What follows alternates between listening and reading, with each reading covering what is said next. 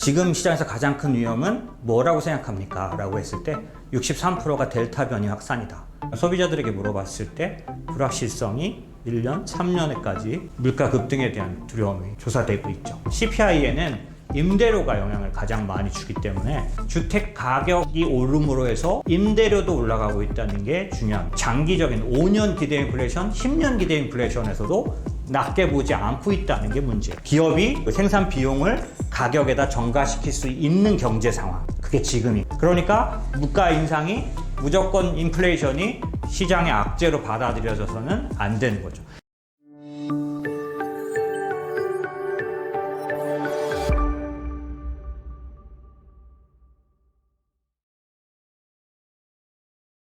자, 글로벌 기관 투자자들에게 7월 23일 날 서베이했습니다. 기관 투자자들이라는 걸 잊지 마시고요. 지금 시장에서 가장 큰 위험은 뭐라고 생각합니까? 라고 했을 때 63%가 델타 변이 확산이다. 두 번째 42%가 예상보다 높게 나올 인플레이션이다. 세 번째가 피크아웃, 성장률, 기업 실적의 피크아웃이 걱정이다. 33%가 중앙은행의 정책 실패. 이게 무슨 뜻일까요? 전에 설명 이거 잘 이해하셔야 돼요. 왜냐면 중앙은행의 정책 실패 무슨 뜻일까요?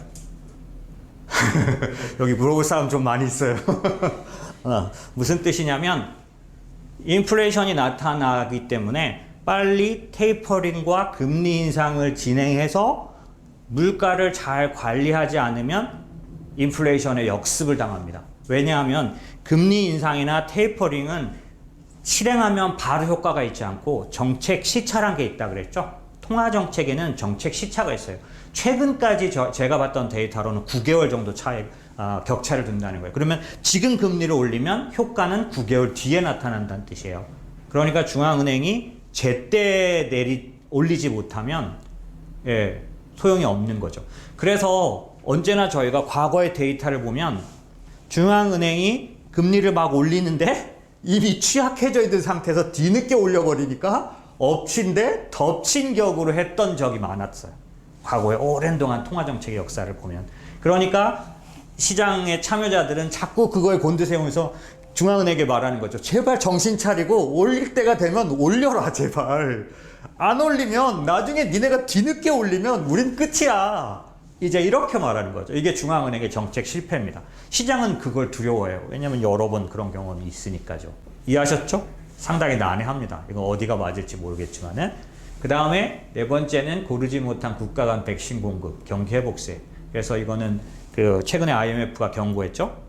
국가별로 다르게 갈 거다. 그래서 요번에 IMF가 최근에 경제 성장률 예측치에서는 선진국은 뭐라 그러나요? 상향 조정하고 신흥국은 하향 조정했습니다. 그죠? 그런 것들은 아마도 차이를 가져올 거라는 거고. 그 다음이 이제 지정학적 위험. 오늘 제가 지정학적 위험 얘기 조금 드릴 건데 사실 굉장히 보이지 않지만 올라와 있는 부분이고 그 다음 그런 것들이 있습니다. 그래서 오늘 저는 여기서 나와 있는 커다란 문제들에 대해서 하나하나 다뤄볼 생각이고요. 여러분은 어떻습니까? 이거는 이제 기관 투자자들 서베이한 다음에 가장 최근, 그러니까 8월 초에 한 서베이입니다. 이때는 약간 좀 달라졌어요. 보시면 인플레이션이나 테이퍼 텐트럼 같은 그런 아까 통화정책 얘기가 아니라 지정학적 리스크나 기후 관련된 예상하지 못한 리스크가 훨씬 더 문제로 떠올랐던 거죠. 이건 최근에 들어온 그런 문제들입니다. 그래서 여러분들은 어떤 문제에 가장 어려움이 있다고 보시나요? 어떤 위험이 여러분을 가장 걱정스럽게 만드나요? 오늘 다뤄볼 여러 가지 문제들 가운데 일부분 있으실 거라고 생각이 듭니다. 자, 아까 제가 말씀드렸던 피어 앤 그리드 인덱스입니다. CNN에서 내놓고 지금 36, 그러면 피어 안에 들어가 있는 거죠. 50을 기점으로 해서 아래쪽이 피어고 오른쪽이 그리드입니다.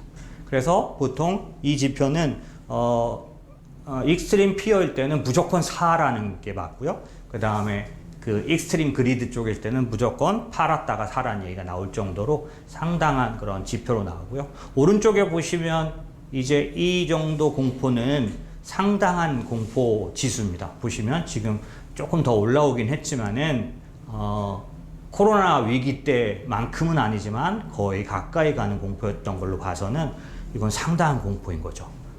그럼 도대체 지금 시장 지수는 꼭대기를 찍고 있는데 도대체 걱정은 왜 이렇게 많을까요? 굉장히 특이한 시장입니다. 이렇게 계속 올라가는데 공포가 가득 찬 시장은 참 많지 않죠. 그런 거 보면 걱정스러운 일들이 많은 것 같습니다. 그래서 이제 시장의 5가지 위험이라 그래서 제가 그 가장 많이 걱정하는 것들 하나하나 달아봤습니다. 여러분들도 이제 같이 좀 보시면 이제 좀 도움이 되실 것 같아요. 첫 번째는 아까 기관 투자자들도 제일 처음으로 델타 변이 위험을 꼽았죠. 예. 걱정스러워할 만큼 상당 부분 데이터가 험악합니다. 자, 이 스칸 마이너드라는 사람은 구겐하임라는 그 투자 회사의 CIO, 예, 굉장히 유명한 사람이에요. 이 사람이 한 2주 전쯤에 낸 리포트에 이런 험악한 얘기, 데자뷰, 언제? 작년도 코로나 때와 유사해져 가고 있다. 그래서 여기서 보시는 그런 파란색은 작년도, 지금 밑에서 따라 올라가고 있는 건 지금 말하고 있다. 그래서 거의 유사해져 가고 있다라는 거죠. 무서운 얘기죠. 예, 작년에 비슷해져 가고 있다는 거죠. 그리고 왼쪽에 보면 그런 이유가 어떤 이유냐 하면 미국에서도 백신을 거부하는 사람들이 많은 주들이 있죠. 그 주와 백신을 거부하는 사람이 적은 주는 이만큼 지금 차이를 두고 있는데 오른쪽에 보시면 그 중에 가장 이제 사례로 플로리다를 꼽았어요. 보시면 수직으로 올라가고 있죠. 확진자가. 예, 그래서 이만큼 뭐 무서운 얘기죠. 예, 거부자는 끝까지 거부할 것 같다. 뭐 이런 것들은 뭐 여러 가지 그 사람들의 주장이 있기 때문에 예, 어쨌든 이제 제가 오늘 나라별로 이제 데이터를 봤더니 한국은 거부자가 네, 굉장히 없는 나라에 속해요. 그래서 한 8% 정도 있더라고요. 한국도. 미국은 좀 훨씬 높습니다. 뭐 공화당이겠죠. 예, 그런 쪽들이 여러 가지 면에서 그런 면들이 나타나고 있다. 무서운 이제 데이터입니다. 하지만 이제 그런 부정적인 예상을 뒷받침해주는 아시아의 근거들도 있습니다. 보시면 우리나라, 일본, 싱가포르, 예, 우리나라 지금 벌써 매일 같이 1,800명대 나오고 있나요? 예, 우리나라 같은 나라도 1,800명 나오는 거는 이거 안 잡히고 있는 거잖아요. 그래서 아마 공포스럽고 오른쪽 보시면 더합니다. 예, 이전 작년에 코로나 고점을 넘어선 나라들, 예, 이전 고점을 상회했어요. 말레이시아, 태국, 인도네시아 같은 데들이죠. 예, 이렇게 숫자는 아주 좀 공포스럽게 나오고 있는 거죠. 그런 면에서 도대체 이 변이가 어디까지 갈 건지 모르겠다라는 거고, 뭐 감염률이 1000배에 이른다, 1000%다, 뭐 이런 얘기들도 있을 정도입니다. 자, 하지만은 이제 시장에서는 다른 걸 바라보고 있는데 최근 반전이 나오고 있는 거죠. 뭐냐면 영국입니다. 영국은 최근까지 어떤 일을 했냐면 확진자 수가 급격하게 늘어나고 있었고 그거에 맞춰서 코로나 규제를 안 한 거죠. 그래서 아예 영국은 아시다시피 총리가 나와가지고 무조건 우리는 약속대로 일상으로 돌아간다 이렇게 했던 나라예요. 그리고 스페인도 마찬가지고. 그런데 이제 최근의 반전은 뭐냐면 사망자 숫자가 극히 아주 적은 결과를 내고 있다라는 거죠. 그래서 실제 조금 전에 말씀드린 것처럼 코로나 재유행에도 불구하고 유럽은 경제 봉쇄 조치를 강화한 게 아니라 완화했습니다. 우리는 강화했죠. 근데 이쪽은 완화했어. 오른쪽에 보시면 포르투갈 리스본 공항은 2년 전 모습이죠. 2년 전 모습 아닙니다. 한 달 안 된 모습이에요. 그러니까 7월 말쯤에 이런 모습입니다. 그러니까 이들은 그냥 아예 옛날로 돌아왔죠. 리오픈 그대로 하고 있는 거죠. 그러면 어떻게 될까? 걱정스러운 모습이 굉장히 많은 거죠. 그렇지만은 제가 숫자로 이제 저희들은 뭘 보냐면 그렇게 했을 때 이제 만약에 경제 영향은 어떤가라고 보면 독일 소매 판매라든지 그 다음에 경제 정상화에 관련된 소비 지표들 그 다음에 그런 어떤 그 지표들이 어떤가 봤는데 독일은 굉장히 좋아지고 있는 거죠. 근데 이 독일이 강화한 게 아니라 강도를 완화했기 때문에 상태로 봐서는 아까 불안한 그런 데이터들대로 악화돼야 되는데 희한하게 그렇지 않은 경제 지표들이 나오고 있고 그게 도대체 어떤 건가라고 하면 이게 이제 제가 오늘 말씀드리려는 가장 중요한 다이버전스입니다. 여기서 말하는 다이버전스는 뭐냐면 두 개가 달리 가고 있다는 거죠. 뭐가 달리 가고 있냐면 위에 거 오른쪽에 보시면 8월 달부터 8월 달까지 나와 있는 이 숫자에서 위에 그래프는 확진자입니다. 그런데 밑에 두 개의 그래프는 사망자, 하나는 입원 하는 사람. 그러니까 사망자 숫자하고 이 입원하는 숫자는 어떻습니까? 완전히 과거하고는 다른, 그리고 과거의 그런 패턴과는 전혀 다른. 그래서 이 두 개의 다이버전스를 우리는 이제 시장에서는 굉장히 중요하게 보고 있는 거죠. 무슨 얘기냐면 여러 번 들으셨죠? 사망과 입원은 늘고 있지 않다는 거죠. 영국은 50세 이상은 다 맞았다. 50세 이상은. 그랬더니 요즘 어떠냐면은 떨어지고 있죠. 확진자도 떨어지고 있죠. 확진자도 떨어졌지만 지금처럼 입원이나 사망자가 적다. 그래서 이게 조금 전에 보여드린 그 독일 사례, 이 독일 사례처럼 기본적으로 확진자는 늘고 있지만 기본적인 경제 활동은 전혀 퇴보하고 있지 않다는 걸 말해주는 거죠. 왜냐하면 입원이나 사망자가 적기 때문에 다른 패턴의 모습이 나타나고 있다는 거죠. 그래서 시장은 그걸 굉장히 적극적으로 반영하려고 하고 있습니다. 그래서 최근에 이제 영국 지표, 스페인 지표, 최근에 그 스페인 보이시는 것처럼 확진자 줄면서 사망자가 적게 나오는 이 패턴은 지금 시장에서는 굉장히 적극적으로 이제 반영되고 있는 그런 모습이라고 보시면 되는 거죠. 코로나가 경제적인 경제 지표나 이런 쪽에 주는 영향은 과거하고는 좀 다르게 나타나고 있지 않다. 그렇기 때문에 이제 시장은 어디에 관심을 가져야 하느냐? 뉴스에 나오는 확진자 증가세가 아니라 치명률에 관심을 가져야 한다는 거고, 시장은 그런 것들 때문에 여전히 무너져 내리고 있지는 않은 거죠. 물론 여기에 또 다른 이론은 있습니다. 또 다른 의견이 있어요. 뭐냐면 지금이 그 코로나가 가장 활발하게 바이러스가 활동할 시기는 아니라는 거죠. 조금 더 있으면 이제 더 심해질 거라는 의견도 물론 있습니다. 그런데 아시다시피 좀 전에 말씀드린 것처럼 50세 이상 다 접종을 하거나 뭐 이런 식의 그런 데이터들이 사망률과 입원율을 낮추는 거는 그 의미 있는 데이터라고 보여집니다. 그래서 사망률과 입원율이 낮은 것들은 시장에 안심을 주고 있다라는 거고, 이게 시장을 크게 뒤집어 엎을 요인은 아니다라고 보이는 거죠. 자, 그 다음은 인플레이션 위험입니다. 예상과 다르게 인플레이션이 높게 나오는 위험이죠. 이 부분은 연준도 지난번 7월 FOMC 때부터 인정하기 시작, 코어 PC 인플레이션의 불확실성에 대해서 인정하기 시작했습니다. 조금 더 2달, 3달 더 높게 나올 수도 있다. 하지만 지속되지는 않을 거다. 이런 의견을 내고 있고, 오른쪽에 보시면 소비자들에게 물어봤을 때 불확실성이 1년, 3년에까지 물가 급등에 대한 두려움이 조사되고 있죠. 기대 인플레이션이 뚜렷하게 상승하는 모습, 4.8% 정도면 과거에 없던 숫자입니다. 한 10년 내 최고의 숫자죠. 기대 인플레이션이라는 것은 사람들이 심리학적으로 그러니까 인플레이션 예측한 숫자이기 때문에 이거는 상당히 전체 생활에 영향을 주죠. 두 번째는 그러면 인플레이션이 왜 나올 수밖에 없다고 생각하느냐라고 하면, 사실 인플레이션에 가장 영향을 많이 주는 게 주택 관련된 지표인데, 이 주택 가격 상승률이 지난달에 세미나 때도 말씀드렸지만 전 세계적으로 상승했습니다. 뿐만 아니라 보시면 미국도 지역별로 낮은 데가 15%대고 높은 데는 21%대까지 올라가요. 그래서 미국 전체로 보면 18% 올라갔고, 주요 지역별로 다 올라갔어요. 임대료도 따라 올라가는 거죠. 이게 중요한데, 주택 가격이 오름으로 해서 임대료도 올라가고 있다는 게 중요합니다. 왜냐하면 코어 PC나 아니면 CPI에는 임대료가 영향을 가장 많이 주기 때문에 임대료가 따라 올라가고 있다라는 거죠. 그래서 주택 가격이 올라가는 것들은 곧이어 임대료 상승을 가져오기 때문에 인플레이션에는 영향을 줄 수밖에 없다라는 거고요. 이게 사실 제일 중요합니다.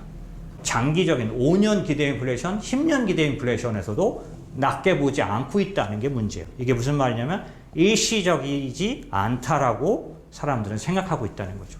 이게 가장 중요합니다. 그래서 5년 BI, 10년 BI도 상당히 높게 형성되고 있다는 사실은 참여자들, 실제 경험자들은 인플레이션을 결코 줄어들게 보고 있지 않다라는 거죠. 생산자 물가 상승은 지금 현재 굉장히 높게 나오고 있는 편입니다. 당연히 아시겠지만 가격이 이제 생산하는데 그 단가가 굉장히 올라가고 있는, 원가가 올라가고 있는 모습, 모든 품목이나 상품, 음식료, 서비스에 모두 다 물가 상승률이 크게 나타나고 있는 상황이죠. 근데 이런 상황은 지금 인플레이션뿐만이 아니라 다른 실적이나 경기에도 부정적인 예상을 할 수 있는 악재가 될 수 있습니다. 왜냐하면 이 비용이 수익을 앞지를 수 있으니까요. 그런 측면에서는 인플레이션은 상당한 우려가 가질 수 있는 요인이죠. 그런데 물가 상승이 언제나 주가를 어렵게 하진 않는다. 물가 상승이 오히려 주가를 상승시키는 때도 있다라는 거고요.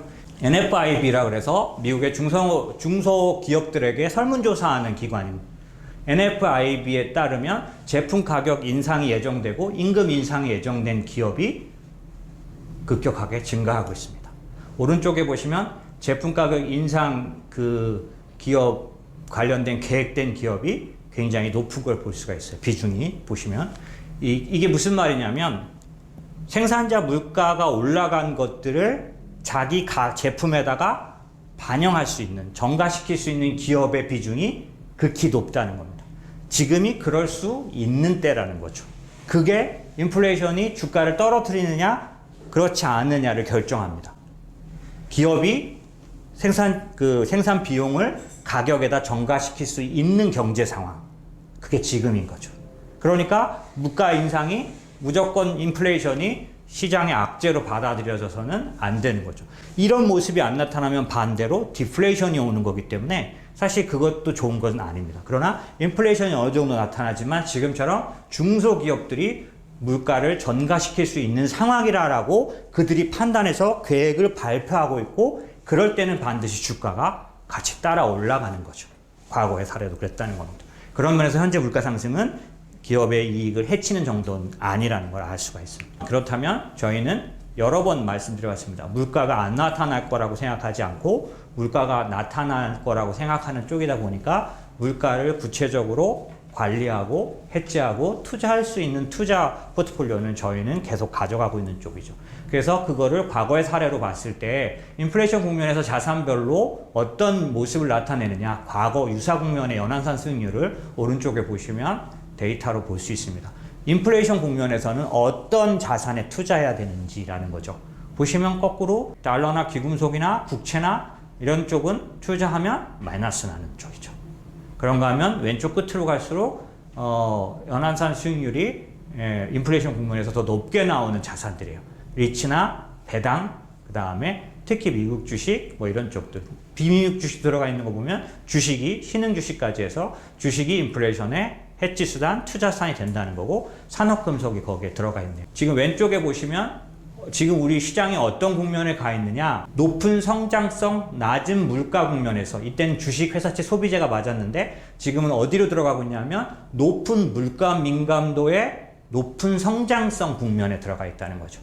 그래서 인플레이션이 나타나는 국면, 성장성은 여전히 유지되되 인플레이션이 나타나는 국면이고, 이때는 주식, 경기 민감주, 상품, 실물 자산에 투자하라는 겁니다. 그런 면에서 오른쪽의 차트를 보시면 지난 제가 유튜브 통해서 말씀드린 것처럼 지금 같은 국면에 저희가 적극 추천드리는 자산 중에 리츠가 있다라고 말씀드렸고, 산업금속을 투자하는 원자재 투자가 가능하다고 말씀드렸죠. 저희 포트폴리오 안에는 이 두 가지가 다 있습니다. 그래서 지금 말씀드린 것처럼 지금 같은 국면에서는 저희처럼 인플레이션이 어느 정도 지속적으로 나타날 거라고 보는 측면은, 지난달에 제가 달러 얘기를 드리면서 인플레이션에 대한 얘기를 여러 번 드렸습니다. 인플레이션이 안 나타나는 게 아니라 그게 주가로 나타난다라는 걸 말씀드렸던 거잖아요.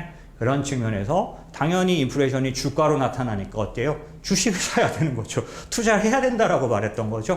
그런데 이와 유사하게 주식처럼 똑같이 또 투자할 수 있는 자산 중에는 지금 말씀드린 것처럼 리츠나 그 다음에 산업금속과 같은 원자재도 있다라는 얘기를 드리고 있는 겁니다.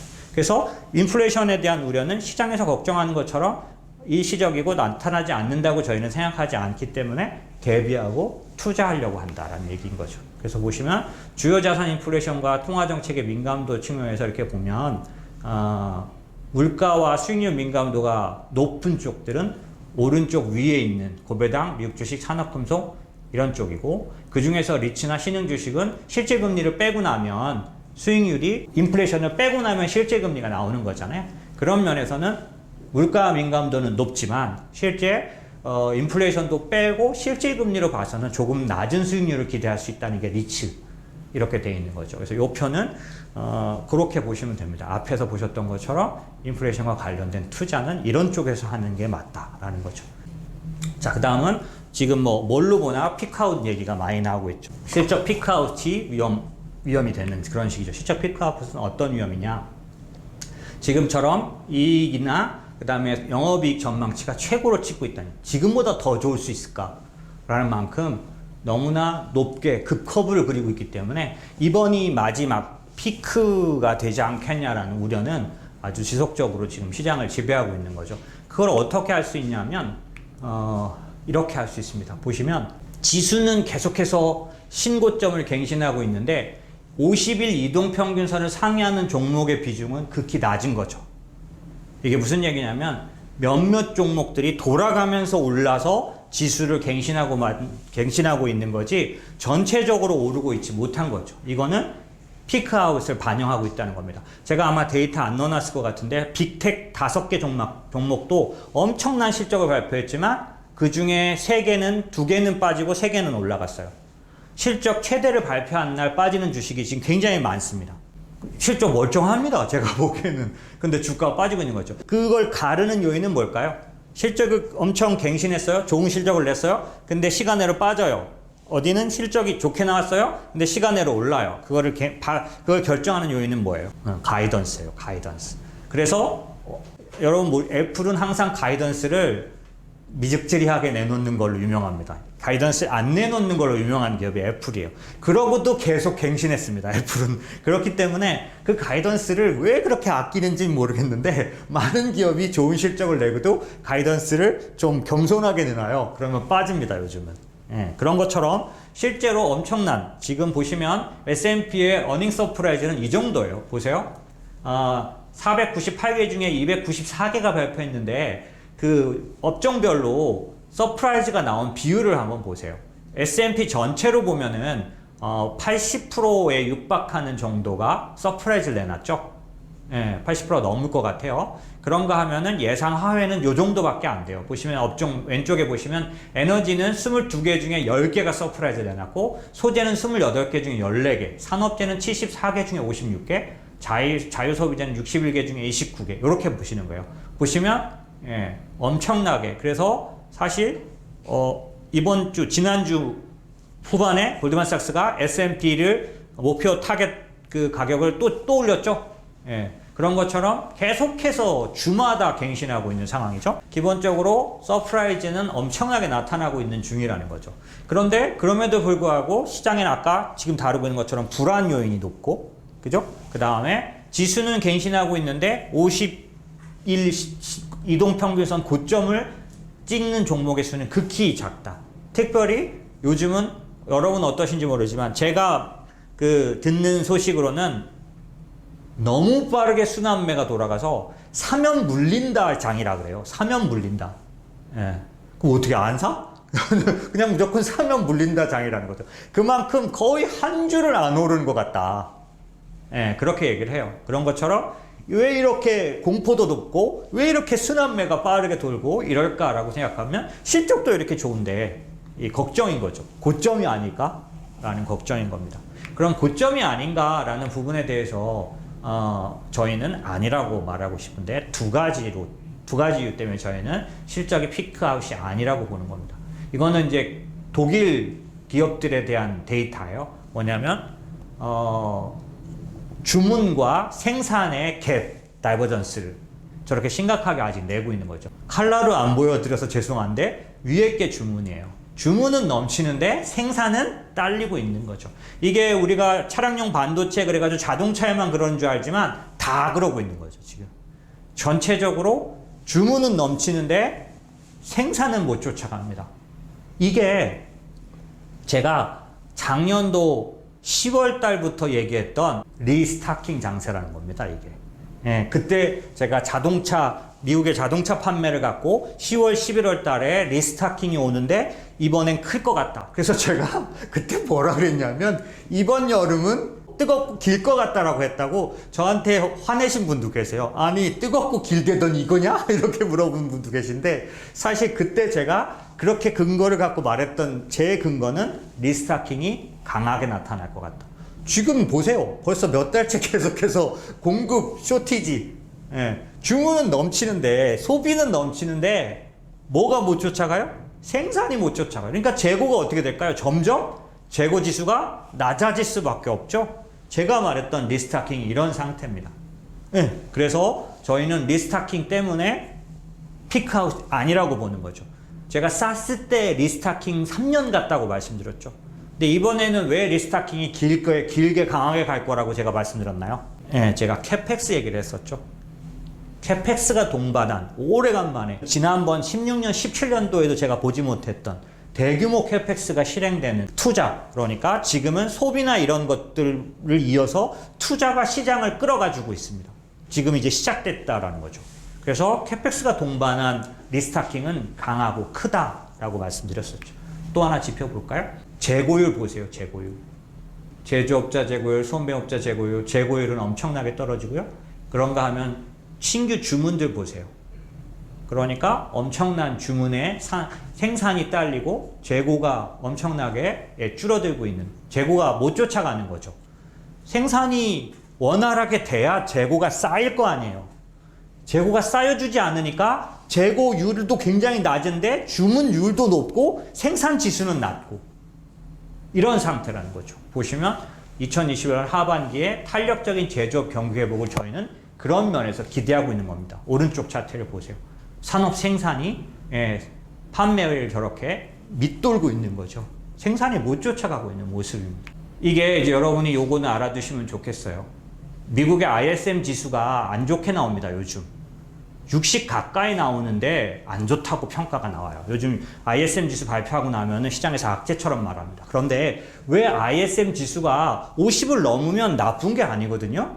근데 전달보다 약해졌다는 거예요. 그러니까 제조업 피크, 아까 실적 피크 얘기가 ISM 지수가 약하게 나와서 그렇다는 것도 들어가는데 그게 왜 그런지 가르쳐 드릴게요. 밑에 보세요. ISM 지수의 세부 항목 중에서 보십시오. 배송 속도가 확 떨어져 버렸기 때문에 재고 확보가 어려워서 ISM 지수가 까먹는 효과가 오고 있는 거예요. 조달을 못하고 있기 때문에. 배송 속도가 왜 느려요? 생산이 적게 되고 있기 때문에. 그리고 배송이 적체되고 있는 거죠. 전에부터 컨테이너선부터 여러 번 얘기 드렸죠. 엄청나게 미국에서 주문은 들어오는데 한국에서 실어서 배로 보내려면 배값이 매일같이 뛰어요. 그죠? 그럴 정도로 배송 속도는 그러니까 어떻게 될까요? 뚝 떨어지죠? 배송 속도가 떨어지니까 신규 주문은 높은데 배송 속도가 떨어지기 때문에 어떤 ISM 지수 세부 항목에 마이너스 효과를 가져오는 거예요. 거기다가 현재 이 ISM 지수에 마이너스를 주는 것 중에 고용이 있습니다. 고용이 잘 안 됐다는 거 아시나요? 그래서 고용 구인 숫자보다 구직 숫자가 낮은 이상한 현상이 지금 계속되고 있었다. 그죠? 사람을 찾는데 고용을 못 하고 있다. 미국에 계신 분들, 저희 쪽에 얘기되시는 분들 보면은 특별히 한인들 레스토랑 크게 하시는 분들도 사람이 없어서 지금 장사를 못 한다. 이 얘기 계속 듣고 있거든요. 그렇게 되니까 기본적으로 고용이 제대로 안 되는 부분들 때문에 ISM 지수가 높게 못 나오고 있는 면이 있는데 그럼 이게 나쁜 거냐는 거죠. 경기가 나빠서 그러냐는 거죠. 그건 아니에요. 오히려 주문이 많고 수요가 높은데 생산을 못하고 배송을 못해서 나온 문제가 아니냐라는 거죠. 그런 것들을 이해할 필요가 있다는 거죠. 그런데 고용이 좋아지고 있는 거죠. 요번에 지난 금요일 날 시장 분위기를 아예 그냥 확 바꿔놓는 일이 생긴 거죠. 94만 나왔죠. 거의 100만. 이거는 진짜 시장이 완전히 환영하는 서프라이즈였습니다. 그래서 보시면 왼쪽 차트 보시면 팬데믹 이전까지 570만 명 정도 남아있는데 지금 수준이면 내년 초면은 달성할 수 있다라는 거죠. 이번에 100만 나온 걸 보고 용기를 가지고 이제 차트를 만든 거죠. 그런데 이번엔 질적으로도 좋았어요. 오른쪽 보시면 연구 실업자가 떨어지고 있는 거죠. 그러니까 이건 굉장히 질적으로 좋고 실업률도 원래는 5.9 이랬는데 5.4로 정정됐습니다. 그리고 7월, 6월 달 고용 지표들도 다 수정됐죠. 그래서 사실 이번에 고용 지표 굉장히 좋게 나온 겁니다. 서프라이즈고요. 그래서 이 고용이 좋아진다는 얘기는 생각대로 갈 수 있다는 얘기는 아까 말씀드린 공급이 이제 쇼티지가 해결돼 간다라는 얘기입니다. 그렇게 되면 재고가 쌓이기 시작하고 생산이 따라가 주기 때문에 이제는 수요만 있다면 기업들 실적은 어떻게 돼요? 제조업 실적은 어떻게 돼요? 엄청나게 좋아질 수 있다는 거죠. 그래서 기업 실적 피크가 아니라고 저희는 생각하고 있는 거예요. 다음에 피크 아웃이 아니라고 작진하는 두 번째 이유입니다. 두 번째 이유는 소비가 살아있다는 거죠. 보시면 6월 소매 판매가 전반적으로 예상치를 상회했습니다. 생각보다 상당히 강하게 나오고 있고요. 소매 판매나 이 경기 회복에 차지하는 정도를 오른쪽에 보시면 개인 소비, 순수출, 민간 투자, 정부 지출 투자 이렇게 따질 수 있는데 이 중에 뭐가 견인하고 있느냐? 개인 소비가 대부분 견인하고 있다. 보세요. 21년 1Q에 보시면 개인 소비가 늘었어요. 1Q보다. 그죠? 그리고 전체 지금 GDP에서 개인 소비가 대부분을 차지하고 있죠. 이 얘기는 소비가 아주 강력하게 살아있다는 얘기입니다. 개인 소비가 살아있다는 얘기죠. 그래서 이 부분은 상당 부분 시장이 피크아웃을 치지 않았다라는 것을 보여주는 거고요. 왼쪽에 보시면 소비 심리 개선하고 개인 대출 증가. 이거는 이제 소비자 신용이라 그래서 저희가 소비가 괜찮을 때, 소비가 좋으냐 나쁘냐를 볼 때 은행에서 대출 지수라는 걸 봐요. 그런데 이 소비자 신용 잔액이 어떻게 되고 있습니까? 올라가고 있죠. 대출을 쓰고 있다는 얘기예요. 또 이걸 갖고 부채 위기로 연결시키시면 안 되고요. 개인이 소비에 대출을 쓰고 있다는 얘기예요. 그 다음에 소비자 신뢰 지수가 같이 올라가고 있는 거죠. 그렇기 때문에 개인 대출의 증가가 소비 확대에 기여하고 있다라고 보면 됩니다. 활발하게 경기가 살아날 때 대출이 늘고 소비가 늘어나게 됩니다. 오른쪽에 보시면 미국 레드북 소매 판매라는 게 뭐냐면 얘가 유일하게 매달 나와요. 그래서 굉장히 지금의 상태를 바로 말해주는 거죠. 레드북 소매 판매가 어때요? 상당히 좋습니다. 그 다음에 S&P 12개월 포워드 EPS가 저만큼 좋아지고 있는 거죠. 그렇기 때문에 양호한 소비 이익 모멘텀이 실적 피크라고 볼 수는 없다라는 겁니다.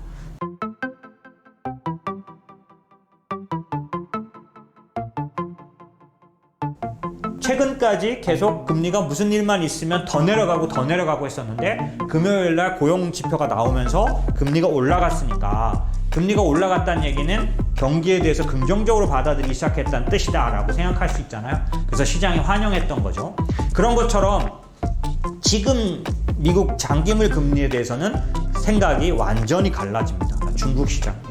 중국은 요즘 우리를 굉장히 힘들게 하죠. 자, 근데 중국은 굉장히 커다란 많은 내용을 갖고 있습니다. 중국이 지금 그렇게 아주 엄청나게 좋은 상황이 아니다 보니 오히려 이렇게 규제를 강화하는 대신 앞으로 하반기 뒷부분은 오히려 중국 증시는 강세를 띨 것 같다. 그래서 그 기대감으로 요즘 중국 증시가 나쁘지 않게 움직이고 있습니다.